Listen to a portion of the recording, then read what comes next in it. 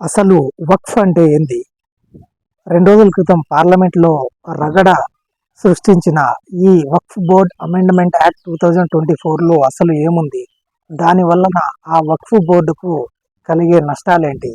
Hi, hello, నమస్తే. నేను మీ Venky. Welcome to Venky tips and tricks YouTube channel. ఎలా ఉన్నారు ఫ్రెండ్స్? అందరూ బాగున్నారు అనుకుంటున్నాను. నేను ఈరోజు మీకు ఒక ఇంట్రెస్టింగ్ టాపిక్ గురించి అయితే చెప్పబోతున్నాను. అదేంటంటే 2 రోజుల క్రితం పార్లమెంట్లో మన మైనార్టీ శాఖ మంత్రి గారు కిరణ్ రిజిజు గారు ఏదైతే వక్ఫ్ అమెండ్మెంట్ యాక్ట్ 2024 బిల్లునైతే ప్రవేశపెట్టడంతో విపక్షాలు మరియు గవర్నమెంట్ మధ్య పెద్ద వాగ్వాదం అయితే చోటు చేసుకుంది. అసలు ఈ వక్ఫ్ అంటే ఏమిటి? దానికి అంత ఆస్తులు ఎలా వచ్చాయి? అవి ఏ విధంగా ఆ ట్రస్ట్ను అయితే రన్ చేస్తుంది? దాని వలన ఉపయోగాలు ఏంటి? మరియు ఈ చిచ్చు ఎందుకు స్టార్ట్ అయింది? ఆ బిల్లులో ఏముంది? అలాంటి మొత్తం డీటెయిల్స్ అయితే నేను మీకు ఈ వీడియోలో ఎక్స్ప్లెయిన్ చేస్తాను. ముందుగా వక్ఫ్ అంటే ఏందో తెలుసుకుందాం. వక్ఫ్ అంటే ఇస్లాం చట్టం ప్రకారం ఒక ఆస్తి అన్నమాట. ఆస్తి అంటే అది ఇస్లాం అనుచరులు దానం చేసిన ఆస్తి. దానికి మతపరమైన లేదా స్వచ్ఛంద పరమైన ఉపయోగాలకైతే ఈ ఆస్తిని అయితే వాడుకోవచ్చు. దానినే వక్ఫ్గా పిలవడం జరిగింది. అంటే ఇస్లాం అనుచరులు దానం చేసిన ఆస్తినే వక్ఫ్గా పిలుస్తారు. ఆ వక్ఫ్ని మేనేజ్ చేసే దానినే వక్ఫ్ బోర్డు అంటారు అనమాట. అది దేశవ్యాప్తంగా 30 రాష్ట్రాలకి 30 వక్ఫ్ బోర్డులు అనేది సపరేట్గా ఏర్పాటు చేయడం జరిగింది. ఇందులో దాదాపు 9,40,000 ఎకరాల్లో 7,82,000 పైచిలుకు ఆస్తులైతే ఈ వక్ఫ్ బోర్డుకైతే ఉండడం జరిగింది. ఇంత ఆస్తి ఎలా వచ్చిందంటే వాళ్ళ ముందు స్వాతంత్రం రాకముందు ఈ ఏదైతే ఇస్లాం అనుచరులు లేదా ఇస్లాం మతస్థులు ఉన్నారో వాళ్ళైతే మన దేశంలో వదిలి వెళ్ళిన ఆస్తులు అనమాట. అలాగే కొన్ని దానం చేసిన ఆస్తిని కూడా వక్ఫ్ను అయితే సూచిస్తుంది అనమాట. కాబట్టి ఇలాంటి ఆస్తులు ఈ వక్ఫ్ బోర్డుకి అయితే ఉన్నాయి. ఇది మన దేశంలో 3వ అతిపెద్ద సంస్థ అనమాట.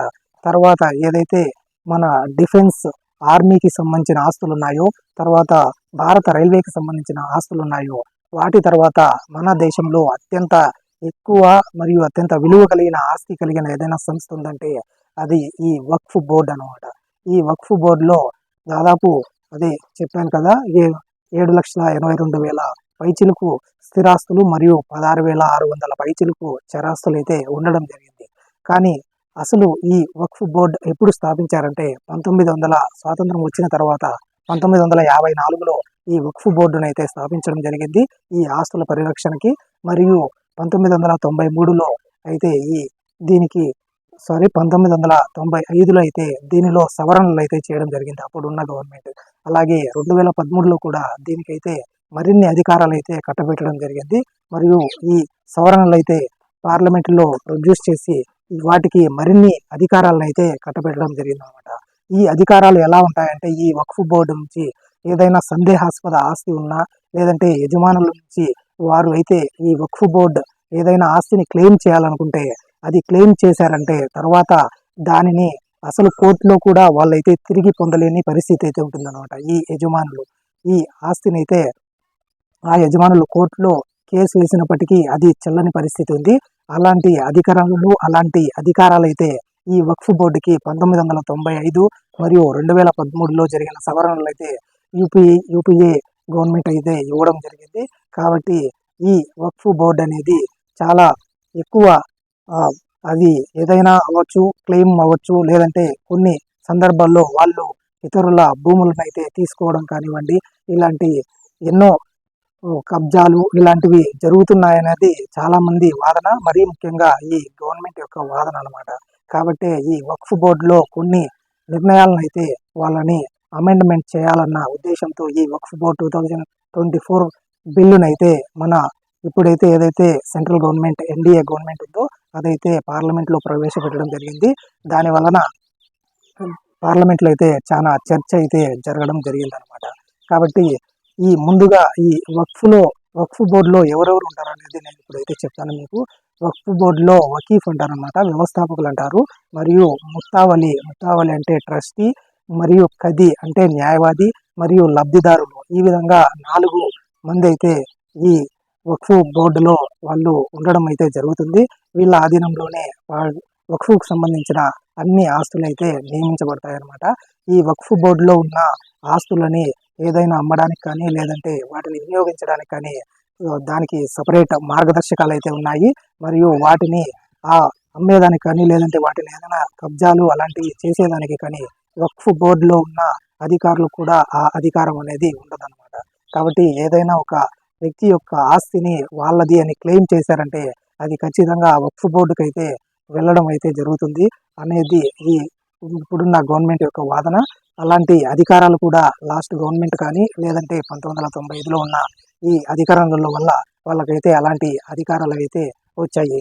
కానీ ఈ వక్ఫ్ బోర్డు వల్ల ముస్లిమ్స్‌కి అయితే ఏ ఉపయోగాలు ఉన్నాయంటే వాళ్ళ యొక్క అభ్యున్నతికి, లేదంటే వాళ్ళని ఆర్థిక మరియు సామాజికంగా వాళ్ళని ముస్లిమ్స్‌ని అయితే బలోపేతం చేయడానికైతే ఈ వక్ఫ్ బోర్డు అనేది పనిచేస్తుందన్నమాట. 10వ శతాబ్దంలో అయితే ఇది ఒక ట్రస్ట్‌గా ఏర్పడి మదరసాలు, ఈద్గాలు, మసీదులు ఇలాంటి వ్యవస్థల యొక్క నిర్వహణ, ఖర్చు మరియు అక్కడున్న టీచర్స్ కానీ ఇప్పుడు ప్రెజెంట్ కూడా ఈ మదరసాలు అయితే కంటిన్యూ అవుతున్నాయి.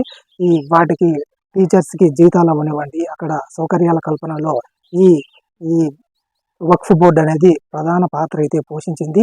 ఈ వక్ఫ్ చట్టం అనేది దేశం బ్రిటిష్ వాళ్ళు కూడా బ్రిటన్‌లో కూడా ఇలాంటి చట్టాలను అయితే అమలు పరిచారనమాట. ఈ వక్ఫ్ బోర్డు యొక్క ఈ నియమ నిబంధనలను చూసి వాళ్ళు కూడా అలాంటి ట్రస్టులను అయితే మన బ్రిటిష్ వాళ్ళైతే ఏర్పాటు చేయడం జరిగిందనమాట. కానీ అన్నీ బాగానే ఉన్నాయి. ఇప్పుడు ఎక్కడ దీంట్లో ఇష్యూ వచ్చిందనేది నేనైతే చెప్తాను.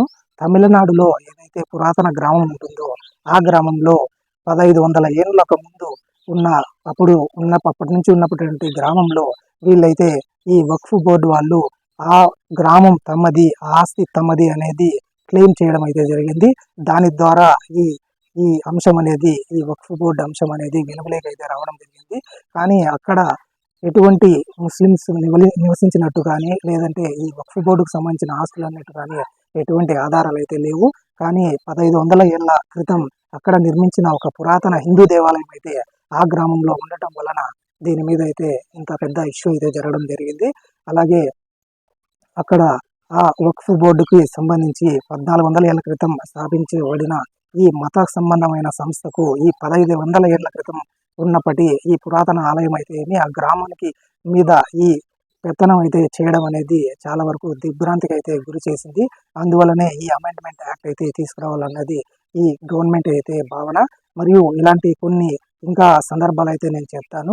గురుద్వారా ఏదైతే హర్యానాలో సిక్కుల యొక్క పవిత్ర దేవాలయం గురుద్వారా ఉందో ఆ గురుద్వారాను కూడా ఈ వక్ఫ్ బోర్డు అనేది క్లెయిమ్ చేయాలని చూసిందనమాట. కానీ అక్కడ ముస్లిమ్స్ నివసించినట్టు కానీ, మసీదు ఉన్నట్టు కానీ ఎటువంటి ఆధారాలు అయితే అక్కడ లేవు. కానీ దాన్ని క్లెయిమ్ చేయాలని చూసింది. మరియు తర్వాత ఏదైతే సూరత్లో మున్సిపల్ మెయిన్ కార్పొరేషన్ యొక్క అధికార భవనాలు ఏముంటాయో వాటిని మెయిన్ అధికార భవనం ఏదైతే ఉంటుందో మున్సిపల్ ఆఫీస్, దాన్ని కూడా ఈ వక్ఫ్ బోర్డు అనేది వాళ్ళదిగా క్లెయిమ్ చేయడం అయితే జరిగిందనమాట.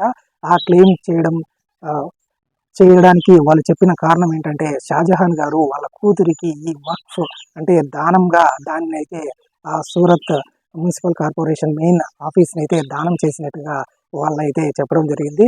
ఎన్ని సంవత్సరాలు జరిగినా కూడా వాళ్ళనైతే ఆ భూమి వాళ్ళది కాదన్నట్టు మనం రుజువు చేయడానికైతే మనకు ఆప్షన్ అనేది లేదనమాట. ఎందుకంటే అలాంటి ప్రత్యేకమైన అధికారాలు వాళ్ళు ఏదైనా వాళ్ళ వక్ఫ్ బోర్డు ఏదైనా చేసిన విషయాన్ని ధృవీకరించడానికి కానీ, లేదంటే అప్పీల్ చేయడానికి కానీ లేనటువంటి ఎన్నో ప్రత్యేకమైన అధికారాలు అయితే ఇంతకుముందు చట్టంలో అయితే ఆ వక్ఫ్ బోర్డు చట్టంలో అయితే పెట్టడం జరిగింది. కాబట్టి ఇటువంటి ఏవి అప్పీల్ చేయడానికి కూడా ఏదైనా ఆస్తిని వాళ్ళు క్లెయిమ్ చేశారంటే దాన్ని అప్పీల్ చేసుకునే దానికి కూడా అవకాశం అయితే లేదనమాట.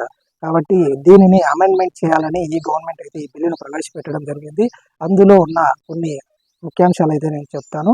దానికంటే ముందుగా మన ఆంధ్రప్రదేశ్లో కూడా 31,000 ఎకరాలు ఈ వక్ఫ్ బోర్డుకి సంబంధించినటువంటి ఉన్నప్పటికీ ఇక్కడ ఉన్న ఏదైతే వక్ఫ్ బోర్డు వాళ్ళు ఉంటారో, వాళ్ళలో ట్రస్టీగా ఉంటారో అలాంటి వాళ్ళు ఆ భూములని గవర్నమెంట్ ఏదైనా వేలం వేసేయడమో, లేకుంటే వాళ్ళకు తెలియని భూములు గవర్నమెంట్ తీసుకోవడమో, లేదంటే ఇతర రియల్ ఎస్టేట్ కానీ, అన్యాక్రాంతం కానీ, కబ్జాలు కానీ ఇలాంటి వాటి వల్ల ఆ ట్రస్టీలు ఇందులో భాగస్థులయ్యి వాటిని కబ్జా చేయడం జరిగింది. కాబట్టి గవర్నమెంట్ దగ్గర ఉన్న ఆధారాల ప్రకారం ప్రెజెంట్ 850 ఎకరాలు మాత్రమే ఈ వక్ఫ్ బోర్డుకు సంబంధించి ఉన్నట్లయితే మన ఆంధ్రప్రదేశ్ గవర్నమెంట్ లెక్కలైతే చెప్పడం జరిగిందనమాట.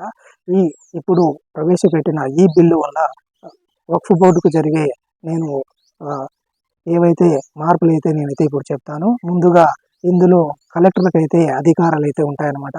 ఏదైతే వీళ్ళు ఆస్తిని క్లెయిమ్ చేస్తారో ఆ ఆస్తి వీళ్ళదన్నట్టుగా ఖచ్చితంగా నిరూపణ అయితే చేయాల్సి ఉంటుంది. అలాగే ఆ నిరూపణించిన ఆస్తిని అయితే వాళ్ళు కలెక్టర్ దగ్గర రిజిస్టర్ అయితే చేసుకోవాల్సి ఉంటుంది అనమాట. లేదంటే ముందులాగా ఎక్కడ వాళ్ళ భూమి అనుకుంటారో దాన్ని అయితే వాళ్ళు వెంటనే క్లెయిమ్ చేయడానికి కానీ అటాచ్ చేయడానికి అయితే లేదనమాట. అలాగే ఇందులో ముస్లిం మహిళలు మరియు ముస్లిం ఏతరులను కూడా, ముస్లిమ్స్ కాని వాళ్ళను కూడా ఈ బోర్డులో అయితే భాగం చేయాలి అని ఈ గవర్నమెంట్ అయితే ఆ అమెండ్మెంట్ యాక్ట్లో పెట్టడం జరిగింది.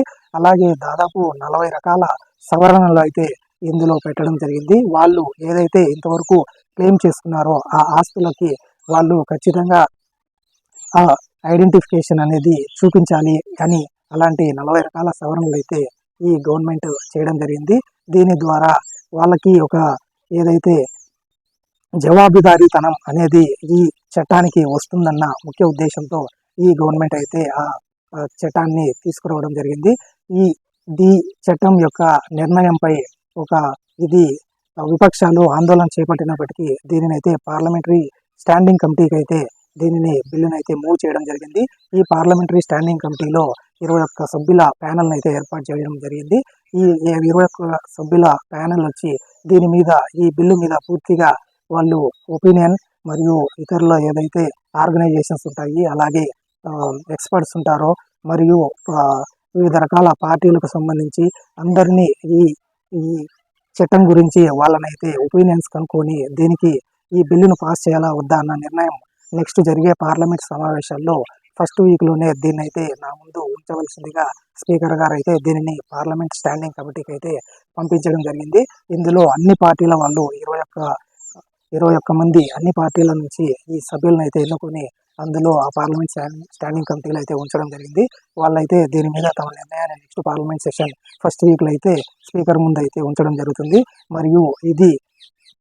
మరియు ఈ బిల్లుకు సంబంధించి ఏదైతే ఈ ముస్లిం వర్గాలు కానీ లేదంటే వక్ఫ్ బోర్డు వాళ్ళు కానీ అలాగే ఎంఐఎం పార్టీ అధినేత అసదుద్దీన్ ఓవైసీ గారు కూడా దీని మీద అయితే ముస్లిమ్స్ మీద అయితే బీజేపీ పార్టీకి ఎప్పటికీ అభిమానం అనేది లేదు. ముస్లిమ్స్కు బీజేపీ పార్టీ వ్యతిరేకం అన్నదానికి ఏదైతే ఈ బిల్లు ఉందో ఇదే నిదర్శనం అన్నట్టు వాళ్ళు కామెంట్స్ అయితే చేయడం జరిగింది. అలాగే ముస్లిమ్స్ నేషనల్ లా బోర్డు కూడా ఈ నిర్ణయాన్ని అయితే వ్యతిరేకించింది. మా చట్టానికి సంబంధించిన ఏ నిర్ణయాల్లో కానీ గవర్నమెంట్ ఇన్వాల్వ్మెంట్ ఉంటే సహించేది లేదన్నట్టు వాళ్ళైతే ప్రెస్ నోట్ అయితే రిలీజ్ చేయడం జరిగిందనమాట. నెక్స్ట్ ఈ పార్లమెంట్ సెషన్లో ఈ బిల్లుకు సంబంధించి ఏదైతే నిర్ణయం ఉంటుందో అది అలాగే ఈ గవర్నమెంట్ ముందుకు వెళ్తుందా లేదనేది ఎంతతో స్టాప్ చేస్తుందా అనేది మనం నెక్స్ట్ పార్లమెంట్ సెషన్స్ వరకు అయితే వెయిట్ చేయాల్సి ఉంది. ఇలాంటి ఎన్నో ఈ విషయాలు ఆ బిల్లుకి ఎంతవరకు వాళ్ళు సమర్థిస్తారు, ఎంతమంది వ్యతిరేకిస్తారు అనేది మనకు నెక్స్ట్ పార్లమెంట్ సెషన్లో చూడాల్సి ఉంది. దీనిపైన విపక్షాలు మరియు ప్రభుత్వం మధ్య ఇంకా ఎలాంటి సంభాషణలు, ఎలాంటి వాగ్వాదాలు జరుగుతాయనేది కూడా మనం వేచి చూడాల్సిన సమయం అయితే ఉందన్నమాట. ఇలాంటి ఎన్నో ఇంట్రెస్టింగ్ టాపిక్స్ అయితే నేను ఎప్పటికప్పుడు మీ ముందుకైతే తీసుకొని వస్తూనే ఉంటాను. కాబట్టి ఈ టాపిక్ మీద మీ కామెంట్ అయితే మన కామెంట్ బాక్స్లో అయితే మీరు కామెంట్ చేయండి. అలాగే మన ఛానల్ని సబ్స్క్రైబ్ చేసుకోండి. అలాగే మీ ఫ్రెండ్స్, ఫ్యామిలీ మెంబర్స్ అలాగే ఇతరులకైతే ఇలాంటి మరిన్ని వీడియోస్ అయితే వాళ్ళు చూడడానికి మీరైతే షేర్ చేశారంటే వాళ్ళకు కూడా ఈ వీడియో అనేది చేరుతుంది. అలాగే వీడియో నచ్చితే మీకు లైక్ చేయండి. ఇలాంటి ఎంతోమందికి అయితే ఇలాంటి యూస్ఫుల్ ఇన్ఫర్మేషన్ అనేది వెళ్తుంది. మరి ఇలాంటి మరిన్ని వీడియోస్తో నేనైతే మీ ముందుకు వస్తాను. Thank you for watching. Have a nice day. జై హింద్.